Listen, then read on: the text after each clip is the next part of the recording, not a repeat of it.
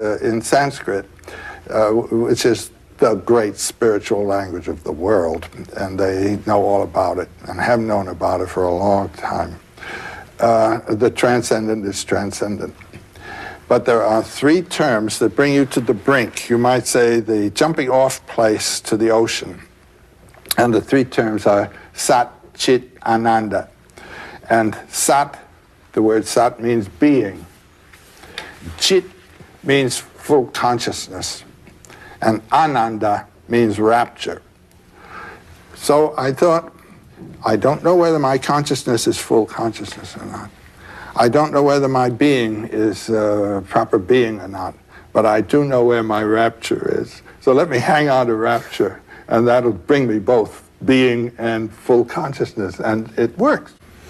How would you advise somebody to tap that spring of eternal life, that joy that is right there? Well, we're having experiences all the time, which may, on occasion, render some sense of this, a little intuition of where your joy is.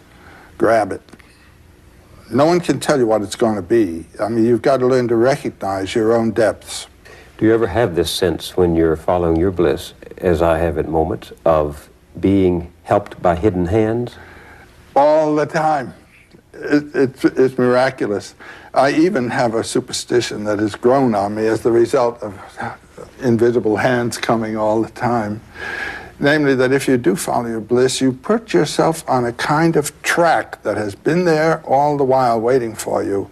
And the life that you ought to be living is the one you're living somehow.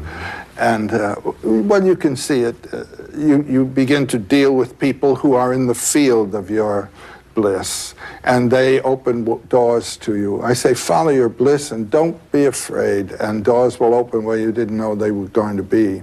Do you ever have sympathy for the man who has no invisible means of support? Who has no invisible means? Yes, he's the one that evokes compassion, you know, the poor chap. And to see him stumbling around when the water of immortal life is right there is really, it evokes one's pity. Right there? Right there? You believe that? Yes. The waters of eternal life? Right there. Where? Wherever you are.